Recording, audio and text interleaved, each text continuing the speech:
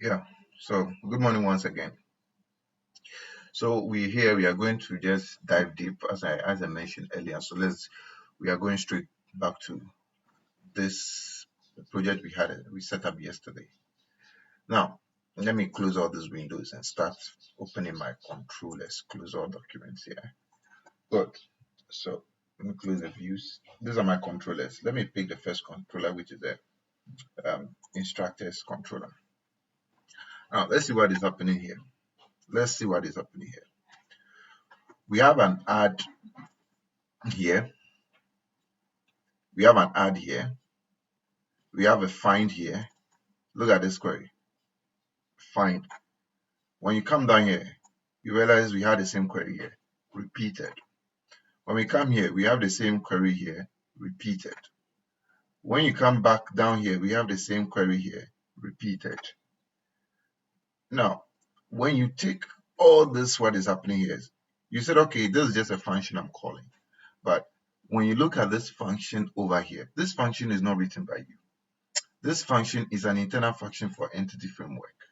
So this find function over here is a function from entity framework that you are using to query data inside your controller. What this means is this controller, this whole controller that you've created over here, it's so dependent on entity framework that tomorrow when entity framework release a new version and they've changed find here to get, and you want to do an upgrade, what it means is you need to come into your project, go through each controller to change this find to what? To get, which is a new implementation from what? From entity framework.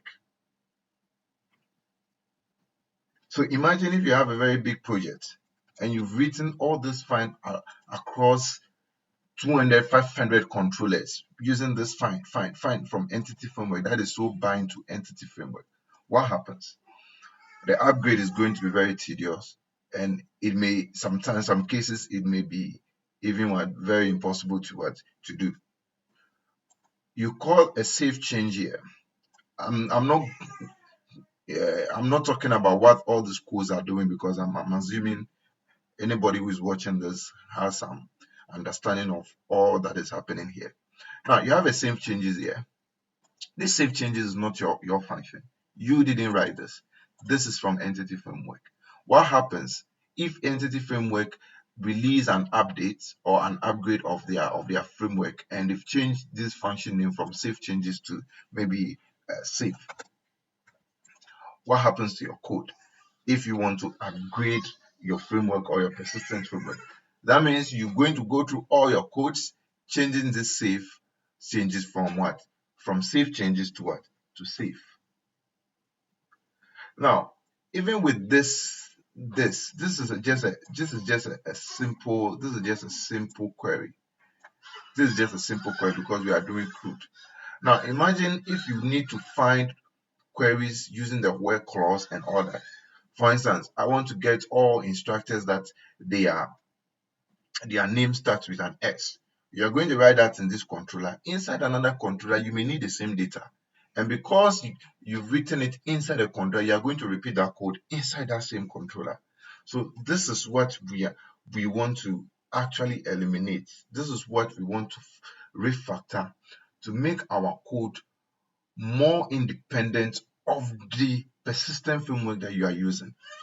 Even when you come up here, the first declaration you have done here is so dependent on the framework that if you do this in all your controllers and you have 1,000 controllers and you want to do an upgrade, what is going to happen? That means you are going to go through all 1,000 controllers changing this code. No, not even to talk about if you want to change completely. You want to change from entity framework and do stop procedures, strictly stop procedures.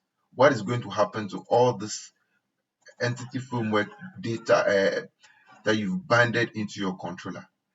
Is going to make the work so difficult. So we're going to start straightforward. We will see how to eliminate all this from our controllers so that the controller becomes very independent. and from there we would start implementing all other things that we have to do. So let's get started. Let's get started. So to get this out of here, what good. So what we're going to do is we are going to create a repository for each of these entities. We are going to create a repository for each of these entities. So I go to the lockdown app.dll project. I'll add a new folder. A new folder. I'll call it repo. Now, so in this repo folder, I'll add a new class. Okay, the first one is going to be instructor repository. I'll add. Okay, second one, let me add all. The second one is going to be the course repository, and then I'll add the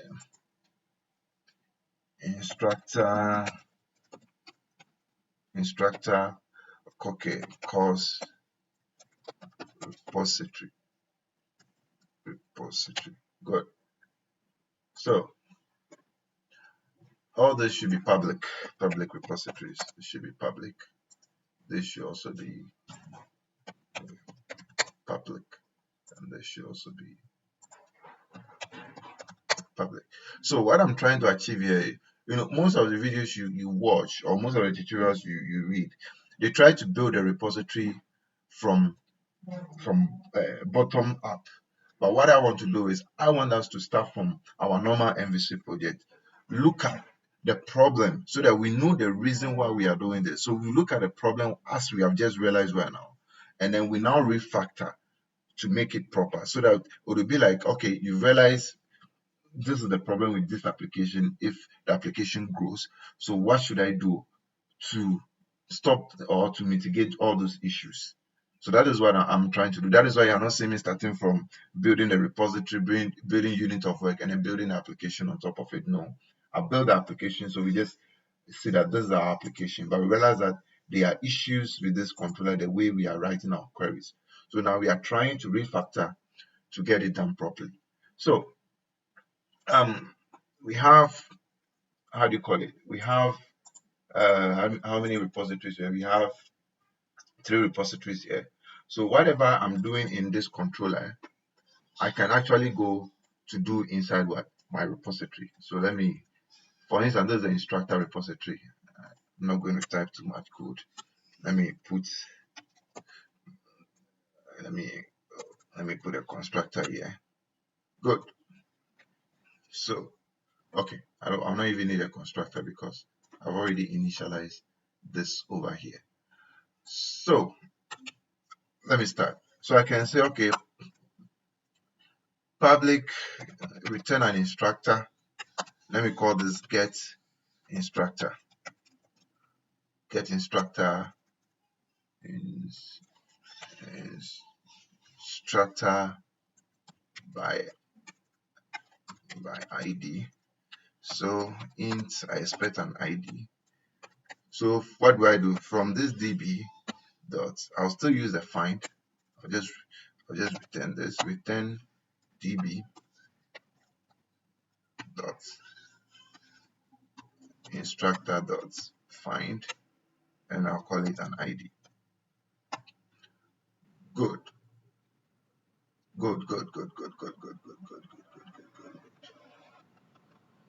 So this get instructor ID. I've done that. So when I go back to my controller, which is the instructor controller, instead of this, I'm now going to do a private read only. Let me call this instructor repository. So let me call it instructor repository, which is equal to a new instructor repository. Good. So instead of calling all this queries using the inbuilt function in entity framework.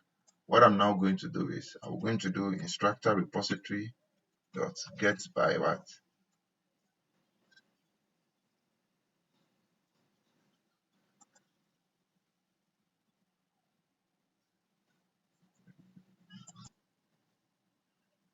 Yes.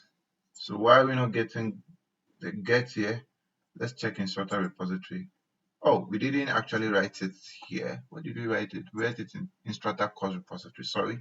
So let's bring this. Let's bring this to instructor repository. Good. So from here, probably this will be read only. Read only. Good. Now, so from here, instead of find, I can say get instructor by ID. I'll still pass an ID to it. Okay. This is expecting a nullable int. So what I'll do is when we go back to instructor, I can make this nullable too. Good. Don't worry about the checks and all that. We'll look at that later. So this is what we have. So instead of this, I can replace all this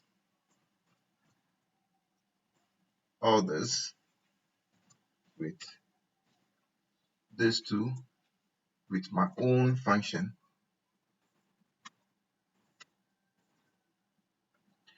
I can replace this to my own function and replace, yes.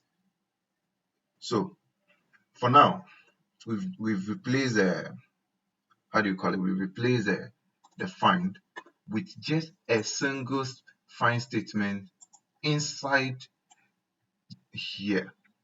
So it makes it easier if I want to change this framework and this find has changed. I'll change it at only this place and it affects every call I made to it inside this controller. Even though we are not there yet. We are just starting. We will go back and still, even what we have done now, there are still issues with it. So we'll see how to resolve all those issues. Good. Let me go back to what next do we have? Okay, there's a to list here that is getting a list of instructors. So what we'll do, we'll take it out from here and write it in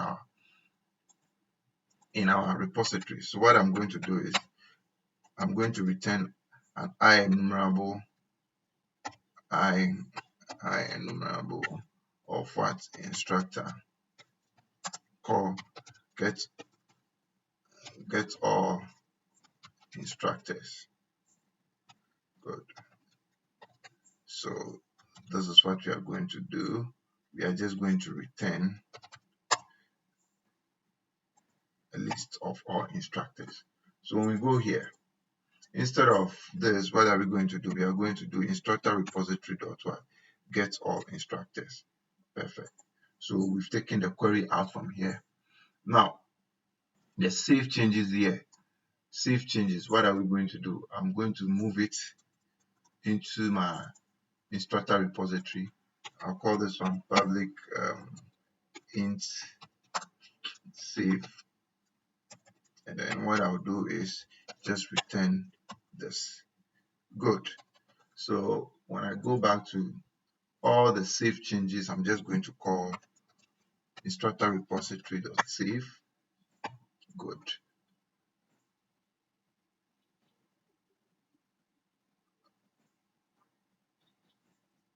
Okay. We don't even need this. Good. Now, what do I have? Any other change again? The save. Okay, dispose. Right, this is, don't even need this. Don't need it. Good. So over here, we still have it. Dot save. Good. DB remove. We'll write that later. So we have save here too. So this is going to be dot save. Good. Good. Good. Now, what do we have now? We have add here. which is still calling to the DB. So there's an error there. And we have remove here. So what we are going to do is we are going to write that too in our repository. So we are going to write public instructor to return an instructor. Let's call it add. So it's taking an instructor object and then adding to the repository. So this is going to be db dot instructor dot add, and then we add our object here. Good. After that, we return the object back. Good. And we also have remove. So public, it will also return an instructor. Let's call it remove. Good. It's taking an instructor objects. And what do we do? From the context dot instructor, what do we remove objects? After we return the objects we removed. Good. So with all this written, now I go back here. Instead of this dot remove, I'm now going to use my repository dot remove, and instead of this add, I'm now going to use my repository dot add. Good. So we have a little cleaner controller here that we are going to work with. Look at, we are no more depending on any entity framework inside our controller. What we have here is our own class that we have written, and we can decide to change whatever methods we've named there. So even let me name this so that it doesn't look like the entity framework save and add and all that. So let me call this one my save. Let me just rename it so that we can see the difference. Let me call this my add, and then let me call this my remove. So you can see a clear distinction between this and what entity framework have. Good. So I have my save here, and I have my save. Good. So you see, we've taken all that dependency out of here, and then we have our own classes that are written, our own methods that we are using inside here. This becomes cleaner. We are, under normal circumstances, we are not supposed to see a query inside the controller. It is not best practice. Best practice, you are not supposed to write queries inside your controller. Queries are supposed to end inside the repository. So anytime you are writing a query and the query is going beyond your repository, you should watch again. Queries should end inside the repository. So when we go back here, what we have is we have our entity framework database connection initiated here. Then we have these queries written here, which can be reused anywhere inside the application. And if we need to do any change, we have to just come to that particular repository, do one change, and it affects all. So what I'm going to do is I'm going to pause now and then replicate, do the same thing for the other three controllers. And then we still come back and look at what issues we still have with even this that we have done. There are still issues. We will identify those issues again and see what we should do to handle those issues. Yeah. So I've just done same for the course repository. This is the instructor repository, instructor course repository, and this is the instructor repository. So for the course controller too, I've initiated a repository here, and that was what I've used throughout. Now for the instructor course repository, you realize that there's a call to course here, and there's a call to instructor here too. So what I'll need is, that means I'll need to initiate a course repository here too, course repository, which will be course repository, which is a new course repository. Good. And also I'll need an instructor repository here too, which is instructor repository underscore instructor repository, yeah, which is new instructor repository. Good. So instead of getting the courses by this, what I'm going to get, this is going to be course repository dot get all courses, and this is also going to be instructor repository dot get all instructors. So far, look at the number of repetitions we are getting. First, we get all instructors inside the instructor controller, and we are still calling it inside here because it's a lookup for this particular controller. But since we've written once, we are just reusing. So I would do for the rest, and then we continue. Good. So all implementations done. Let's go through. So this is our UI project. This is our repository. Inside we have a new folder called repository, and we have created a repository for course. This is it. We have an instructor repository, which is this, and we have this also, which is this. So they all have their separate repositories, which we are actually using inside the various controllers.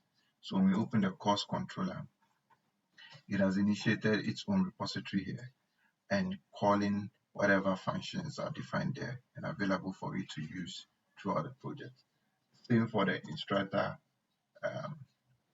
controller. When you pick the instructor course, you realize that over here it needs the course and the instructor too. So over here we have initiated 3 repositories: the instructor course repository, the course repository, and then the instructor repository, which are being used over here. And you realize that now our controllers are void of what how do you call it, queries. There are no entity framework queries inside our controllers here. But still, there's an issue over here. And this issue here, this is a problem. This is a dependency problem. This is a dependency problem. You know, when you take solid principles, there's a principle which says you program against abstraction. You don't program against what? Against dependencies. There should be an abstraction in your project, so that your project shouldn't be depending on the lower level abstraction. It should rather be inverted. That means the upper layer shouldn't be dependent on the lower layer and on the middle layer, and the middle layer shouldn't also be dependent on the lower layer. So what we are doing over here, we realize that the controller, which is an upper layer, is dependent on what?